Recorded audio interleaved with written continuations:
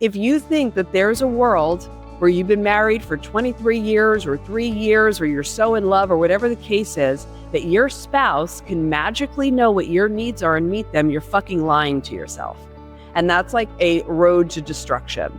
Nobody knows your needs the way you do. And you are actually responsible to get your needs met, meaning sometimes you meet your own needs, and sometimes it's your ability to express your need that gets it met.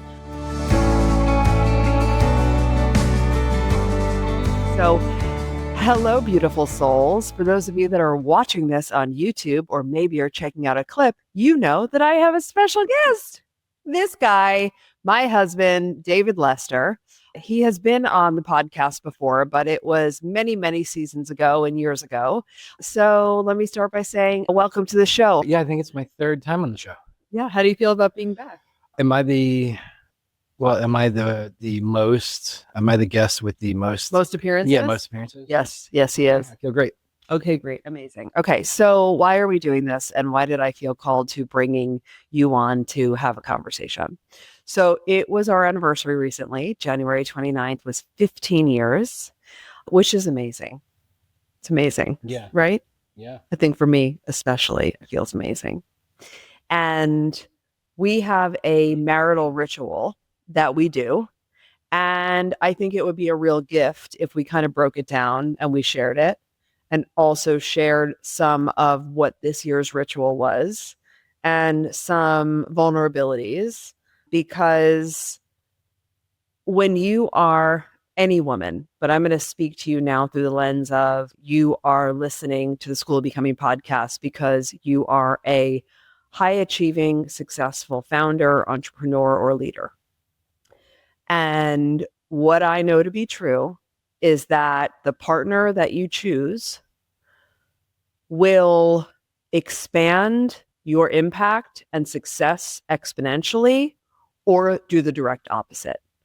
And something that I'm available for is being with a partner that is going to love me unwaveringly and be in this marriage as a shared purpose, and also understand what I need in support, because I am a woman who's doing big shit and I have massive level dreams.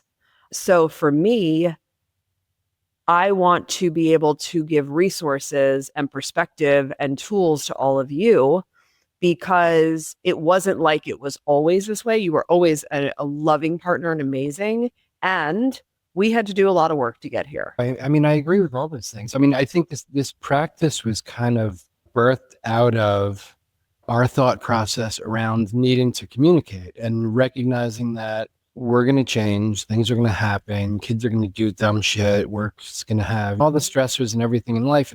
And we didn't want to get into the ho-hummery, or maybe we caught ourselves in the ho-hummery of life and marriage, and we're like, nope, pass, it's not really going to work. And I think that us wanting to really enjoy the relationship that we're in, both short-term and long-term, was kind of why we just started to think differently about how do we want to approach this? How do we want to communicate? How do we want to continue to grow together? Yeah, I think that part's really important. The how do we want to grow together? Because something that's always been a non-negotiable for me since I've become who I am now, is all of me to be in this beautiful community. I'm only available to be with someone who's committed to their growth. And it's inevitable that two people, right? Like, nobody tells you in the fine print of marriage that it's going to take work and attention, right? And effort. I feel like that's like the two biggest scams of life. It's like, have a baby, get married. Don't worry about it. Yeah. And it's like, no. You've got to put the reps in. Yeah. And there's no book. That's the thing we learned, is you think there's a book. You think you are onto something and it might work in that moment, but then 3 years later, you're turning around going, fuck, I wish I did it a little bit differently. It was like, where's the book? Where's the chapter? Like, where's the what to expect book that actually is worth a damn and tells you things you really need to know? Yeah. And that's part of where this ritual that we're going to break down for you as an actual resource came from. And I'm just curious, because I've never asked you before, why do you think we created this ritual? Wow. Yeah, we've been doing how long do you think we've been doing this? Quite a while. Do you think that I was on my growth journey yet when we started? And do you think maybe this was because you have always needed to express yourself a little bit more than I do? And so I think this gave you an annual opportunity, plus an opportunity to go to a hotel and stay somewhere nice. Again, Oh, for please, anyone I else don't who need an knows you, opportunity. right? It's just, My opportunity is yeah. whenever I fucking feel like it. So I think it might have started with you just want to express yourself and talk, and I just kind of puppy dog follow along and whatever you want. Well, I don't actually think that's true. No? And no, part of what you just said is accurate. Yeah. This started after we went to therapy. It was after? It was after. It was after. It was because COVID happened. Right, because we already did it. One of the episodes we did eggshells. Correct. That's what I was. There's an old school episode that I will actually find and link. It was when the podcast was called What Would She Do or How Would Then, but I'll find it. We'll link it in the show notes. But yes, it was because we were in therapy and we were in a true, and it's really important for me in honor of you, you gorgeous listener who's giving your highest currency right now, which is your attention. There was a moment in this marriage that you're about to witness that did not look like this marriage, that was moments from being on its way out if things didn't shift. And that's what happened in COVID. And that's what brought us to marital therapy. And that's what drove us to eggshells. And you share a little about that in the podcast from times ago. Yeah. And it's because, from my vantage point, not simply expression to help you have a forum for you to expand your tolerance to express and feel safe and feel heard, because that was always unfamiliar to you. Well, that's complicated for me. Yeah. I mean, being able to sit there and directly express myself it's complicated, because for me, you always go back to like being that middle school kid of you're just worried about the rejection or thinking about the rejection. And with my fucked up past and things that have happened, I've got some experiences that generally would have had me shut down in those situations and not be comfortable to offer up what I want with the nervousness of getting batted back at me or told, no, well, I'm not interested in that. I'm not going to do that because those things have happened. Mm-hmm. So it's like, it's a tough spot. Like, I think part of what we established, without jumping into it, because I know I jump ahead, is it's establishing the safe place. It's really establishing that it doesn't matter what your past is. It doesn't matter what your mom said. It doesn't matter what your dad did to you. It doesn't matter about your ex-wife and narcissism or any of those things. Those things are all different. And I understand why those things make you feel a certain way, but this ritual is safe. Yeah. That's beautiful. It's beautiful. And I honor that. And so in the things that drove us here were all of those components. And this is really important, I think, because it's the beginning of me on like us uncovering what the ritual is. A shared purpose and desire to have an amazing fucking marriage. Yeah. Not a we're fine, right? But like a truly like, I want for you to have your needs met, for you to feel loved, for you to feel safe, for me to reflect to you how amazing you are. And I know that you want that for me. I know that of you. And I think as you're listening to this and you want to start to take notes about this ritual, or you want to share it or watch it with your spouse, perhaps, the start of the ritual, and the ritual only works if both people have the same shared purpose with the same level of genuinity and desire for the other person to be happy, be loved, and get their needs met. Yeah. So I'm going to distill that down a little bit differently. For me, your ego is going to take a freaking crotch punch, and you need to know it's coming and be cool with that. And you need to leave your ego at the door, because you want your marriage to be successful is more important. So it's easy to say, this could be tough. Some years are easy. Some years are harder. That's just the reality of it. That's the reality of marriage. And so sometimes you're going to have more fun, and sometimes you're going to hear things that make you think. But that's the purpose of it. When you show up knowing you're safe, you check your ego at the door and you actively listen. Mm-hmm. There's no talking. The other person, whoever is speaking, because I need to completely hear what your perspective is, and I need to understand your context without thinking of rebuttal, without trying to defend myself, without the but this and but that. Mm-hmm. And I think that's also one of the other components of it, is showing up in full support of your marriage to start this ritual. Mm-hmm.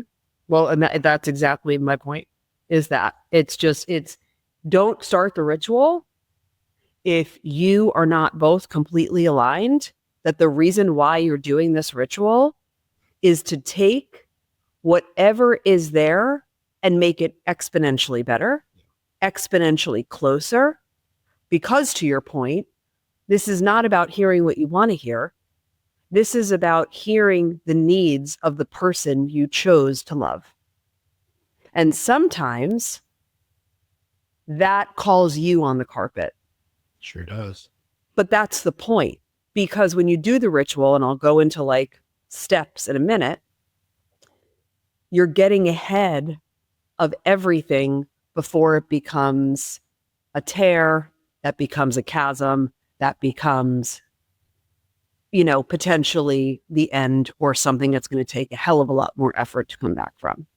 Yeah, but I even look at it further. Like, I know you have a great audience, right? They're all fallible. They all can be a better wife. They all could be a better listener. They all could be a better Husband. Share. Yeah. Yes. So we're saying better husband. But it's all the things. Everybody can be better. Everybody has that opportunity to if they want to. Mm-hmm. Yes, true. Yeah.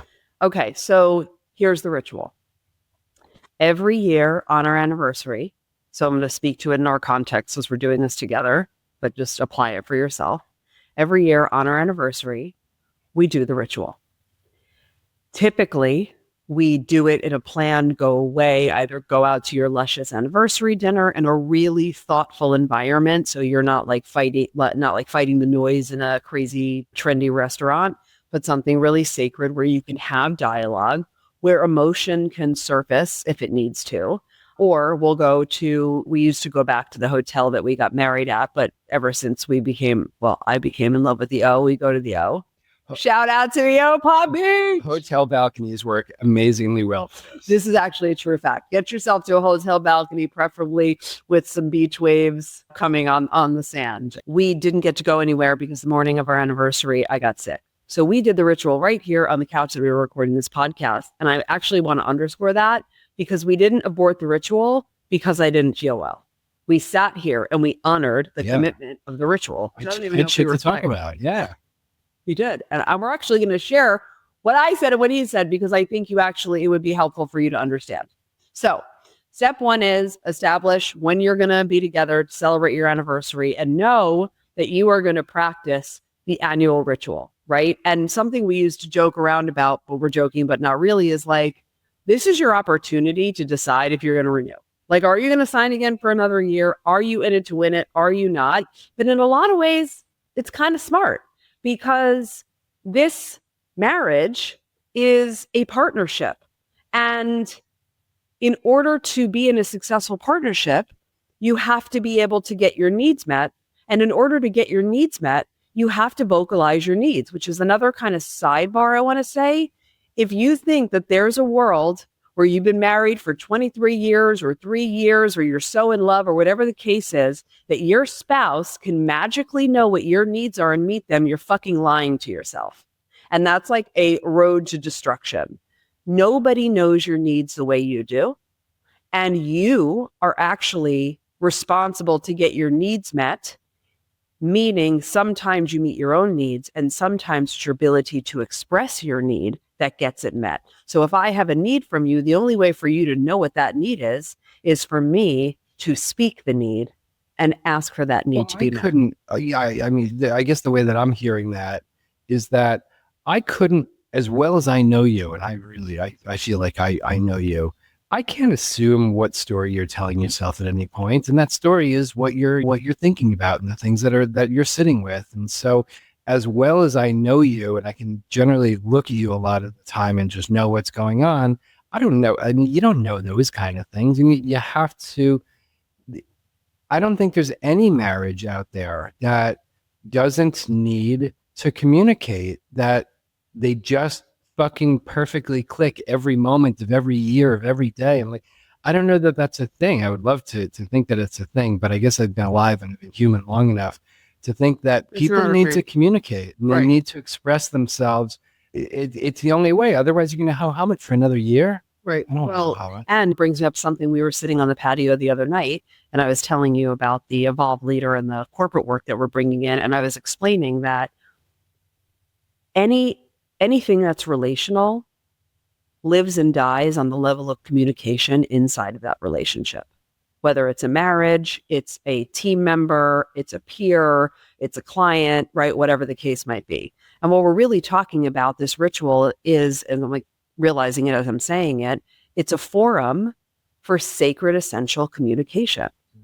Because very, very few of us ever were raised by good communicators. My mother used to say that none of us know how to listen because we were rarely ever listened to. You know? So this gives the kind of guardrails and guidelines for real, deep, sometimes uncomfortable communication, right? So step one is establishing that you're both willing and you are driving towards a shared purpose of a close, intimate, loving, like, I still want to jump your bones. Not all the time because that's not real, but I want to jump your bones and be amorous. I want to jump your bones and be amorous and close to you. Like you, that is actually available to all of us. Even when you are building a legacy and leading a team and you're dropping kids a car line or have kids in college and you have a spouse, like you deserve to feel hot and attracted to the person that you chose, right? So step one, establishing that you both have the shared purpose of whatever the kind of marriage is that you're both desiring. Step two, the actual date and time and place, which needs to be sacred. The kids cannot be awake. Your phones cannot be present. This is not like a kind of, all right, we did it. Like, no. And you need to lock in for a few hours. Like, be prepared. Put your phone down for 2-3 hours and have a cocktail and do whatever your vice is. Bring it on the patio with you and, make it a fun, put some music on. There's nothing wrong with that. This is a fun environment. This isn't high stress and, oh my God, this is, I love you and I just want to talk. Right. But that part, stay there for a minute. Yeah. If you perceive it as a high stress environment, you're not executing the ritual properly. Because the whole point of this is the shared purpose of, I love you and I want your joy. I love you and I want your happiness. I love you and I want your needs met. So even though the context of what you might say to me or I might say to you has moments where it's uncomfortable or it might be something you have to take a minute to land, it's never stressful because it's a ritual about having the best marriage ever. Like that's what we should just call it, the best marriage ever ritual. Like that's the point. So if stress is present, see step one. I think it also helps is something as you were saying that it kind of, what struck me, it just feels like it's such a great opportunity to use that time to reconcile the differences in love languages because we're all so different. We don't realize it on the day to day. And so it's just such a great opportunity to be able to do it in ways that are really going to land for the other person. Mm-hmm. That's awesome. I love that. Okay. So step one, buy-in and agreement. Step two, sacred space, date, time, no distraction. Now, leading up to this, because it's happening, like I knew our anniversary was coming. So I was really with myself. What do I need? Right? Like what is like just, oh, it's so great. And I just want to be like, babe, I love this and I love this. And here's what I need different from you this year or more of or less of. So you're each already come at this ritual with the assumption that you each respectively spend time within yourself, recognizing what you need more of, less of, or different because step 3 is the delivery of that information. And the important prereq to that moment is something you said before. Demote your ego. Remember why you're sitting there. Remember that you chose this person. You want to grow old with this person. You want the best marriage ever. So you're going to intentionally demote your ego. You are going to pay attention to your body if and when it starts to feel dysregulated, if and when you start to feel a trigger come on the scene.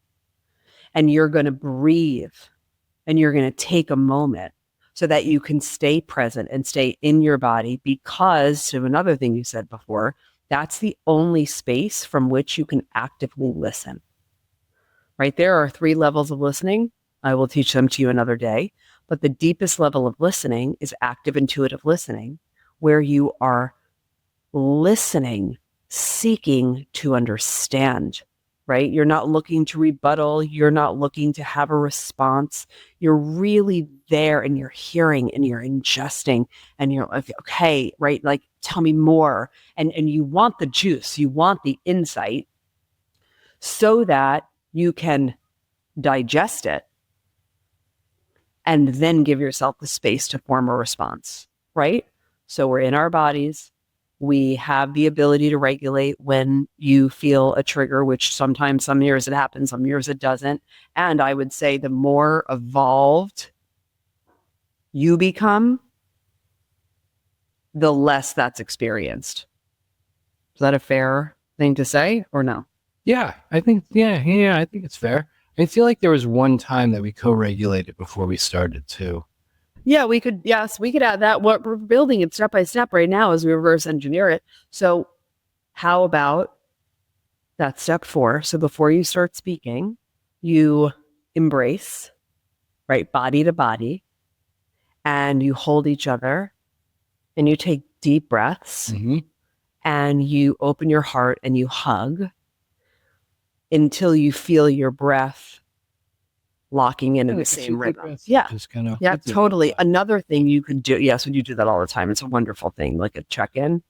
The other thing you can do is sit across from each other, crisscross applesauce, and put your foreheads against one another and put your left hands on each other's hearts and take a few breaths that way. That's another practice for something like that, right? So step 1, shared intent. Step 2, date, time, place, ritual, sacred, duct tape the kids to the wall, whatever needs to happen. Step 3, you're prepared to come in knowing what your needs are and knowing what you're going to communicate, devoid of ego. Step 4, you co-regulate. And then step 5, you share the process. And it is very much sharing what you can share, what's been great from that year. Like, I've loved this and I've loved this. And this is what I need. And that is the actual verbiage that I like to use. I'm curious if you feel like you say something differently, and that's what I would recommend you to use. And then you share what that need is. So do you feel like it's a different? No, I think we each approach it differently. I think the way I think about it is, you're not coming to this adversarial. When it's time for you to sit down and you to unload your grievances, right? That's not what's happening exactly. This isn't an opportunity just to take shots and just unload. This is, you want to deliver with love and respect as well. You want to make the assumption that your partner is always coming from a loving, safe place, and that they are looking out for your best interests and they are supportive of you. And so it's more of just giving them an understanding of what you need, not just this isn't an attack. Nobody should feel attacked. No, like the tone should be open and loving in how it's kind of presented to the other person as well. I think that's another big piece of it, because and I think I am answering your question. I don't say I choose my words, because I say whatever I want to say, but I don't want the message to get lost through venom or being just a bad delivery. So I'm really. I think what you're saying is important from the perspective of, if you're in this moment and you're feeling venom, because that's aggressive word. Yeah. Then you need to pause and you've got to take some space. Like, I wouldn't be entering this ritual if there's venom present at all. I would say you need to have a different type of conversation, just because maybe it's the way that my body responds to the word venom, but that's like, venom is like intentional shittiness, and that does not belong in this ritual at all. And what I want to say off of what you just said is, if you get triggered, if you don't want, if you have a moment where your body gets sucked into the past and it sounds like what your mother used to say to you or your ex-wife or what have you, that's where you take radical personal responsibility and you handle your shit. You say, babe, hang on a second, because you're both going into this knowing the context of what you're doing. No one's surprised. And you can say, I need a minute with that. And you can get up and you can step outside and shake your body out, or you can take a few breaths, or you can let out a scream, because it's beautiful. When you're doing a ritual like this, it means you are in or you're entering into a conscious marriage. And I'll tell you now, a conscious marriage plays an entirely different game than an unconscious marriage. So it's beautiful to allow your partner to go give themselves what they need if they're met with a trigger, right? Which is an opportunity for them to come back into center, to continue the conversation. Talking. I've been pissed off before in the middle of a thing. And yeah, got to deal with it. Right, exactly. So I'm saying that because I want you to be prepared for all the things. And then you share, and the person listens. And one person goes at a time. It's not like boom, boom, boom, boom, boom. That's not the intent here. One person expresses, the other person listens, pause, and then you switch. Yeah. Right? Yeah. Okay, beautiful. Yeah. And then at the end of the ritual, you are informed and you're able to take action to what that person shared. Right? And then at the end of the ritual, make love if that's available to you. When I was sick, it was not. So we just sat on the couch and hugged, right? Or I hugged you. I think I did. It was kind of like this. And maybe I leaned in on you.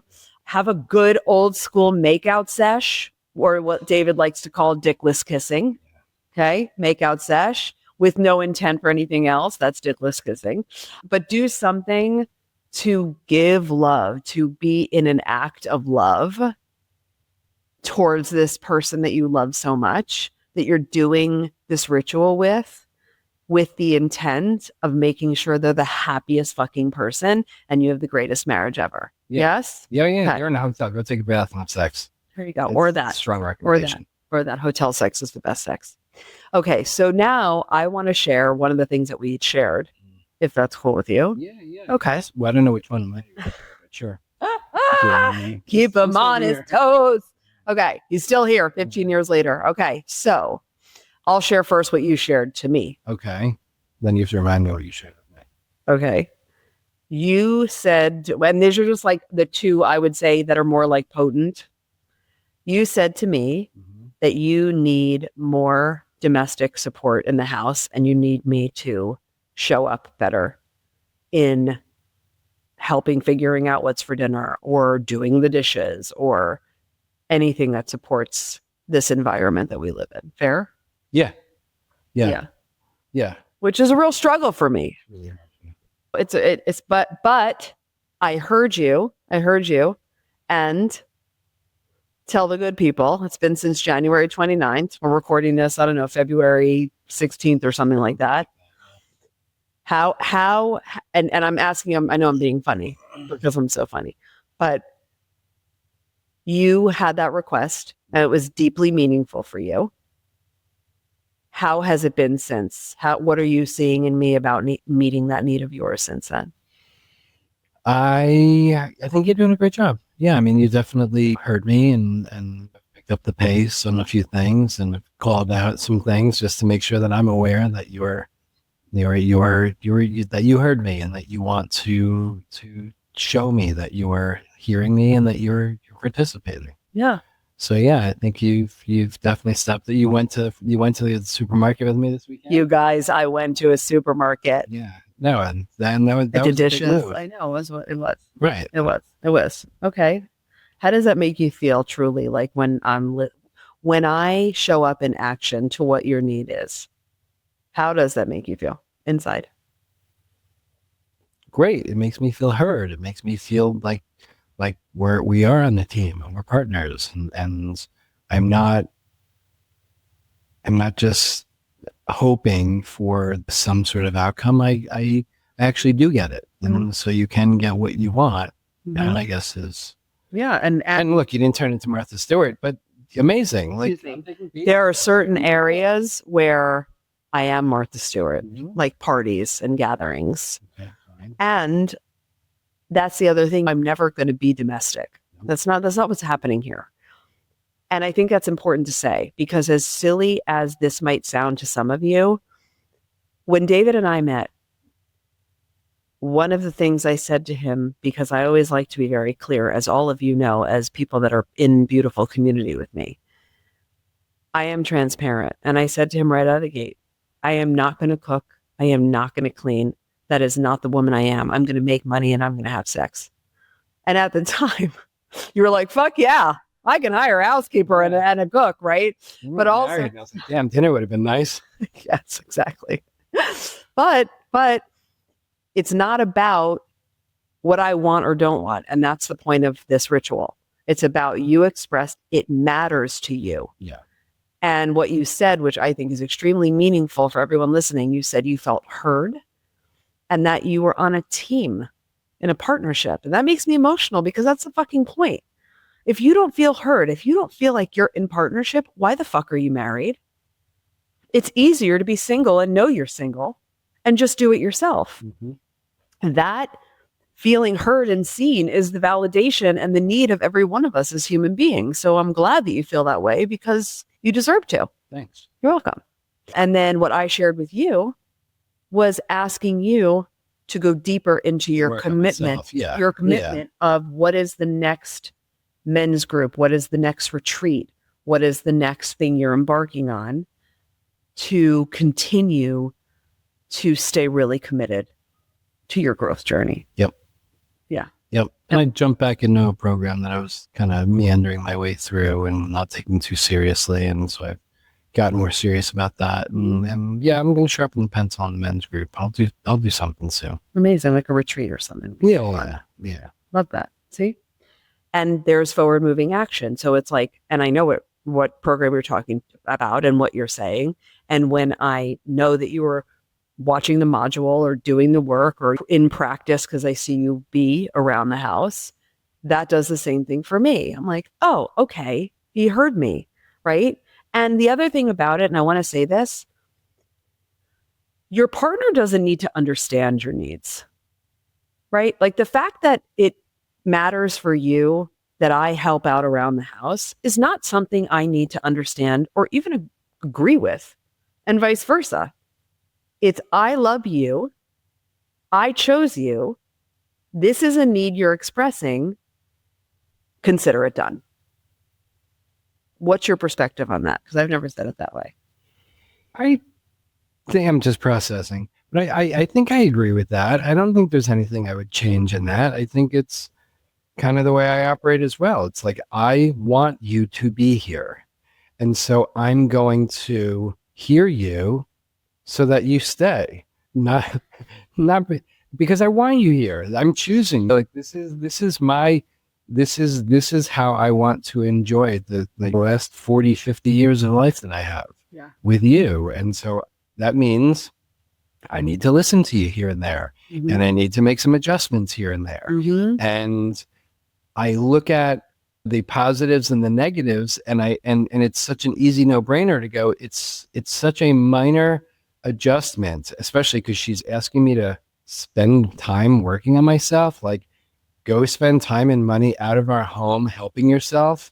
That's the way you're going to make me love you more. Like, whoa, okay, that's an interesting one. So I guess that's great. But I just want to do it because why not continue to make this thing better and better? Yeah, totally. Okay, there you have it. That is what we're now calling the best marriage ever anniversary ritual. I love that. Look, we just made up a thing. Okay. Is there anything else you'd like to share with the good people before we close this out that you think is important, or do you feel complete? No, I feel like we hit on all the right topics. Amazing. I think if you get to the end of the night Let's think about this for a second. If you get to the end of the night and you're not feeling loving toward the other person, then the conversation's not over. That's fair. Or maybe you didn't do it right. Like, not that you didn't do it right. As much as you need to work through it. Because this has to, and we always end, again, we end that way. Yes. Like we end with a hug, just there, and whatever happens from there. But I think if you're frustrated, then keep talking. I like that. Give yourself more space if it needs to be more of a night. If it illuminates that you need support, if it illuminates that you need marital therapy. I want to say something about that too. I think marital therapy, I think couples counseling, I think couples coaching is the greatest fucking thing. And I think it should be a requirement for anybody with a marriage license, because we were so trained to not understand working on ourselves and growth as a positive thing. You're two people that are coexisting 24/7, 365. And most of us aren't equipped like the way I am, because I teach, breathe, eat, sleep, and shit this universe, right, of personal growth and development. But when you are cohabitating with another person, having an objective, trained, skilled person to support you is a beautiful thing. So also, if you come out of it and you're like, wow, maybe it would be beneficial if we spent some time with somebody else, that's a win. That's a plus. Or maybe it's simply that you need more time to let it land, right? But I really love that call out.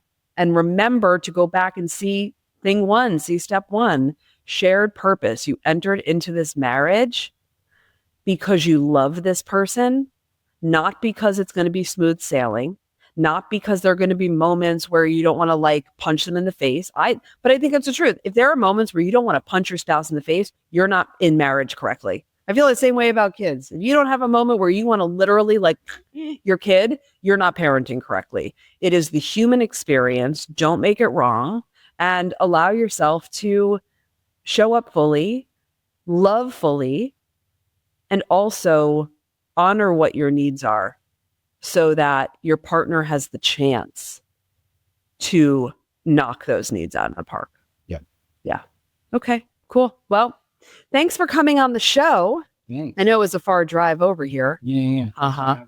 Amazing. Well, I would love to know how this lands for you guys as you're watching it or listening to it. If you have questions, if you have follow-up questions for David, you can DM me on Instagram @TheTracyLit, or you can shoot an email over to hello@theschoolofbecoming.com. And remember, until next time, there's always more love. Bye. Say bye. Bye.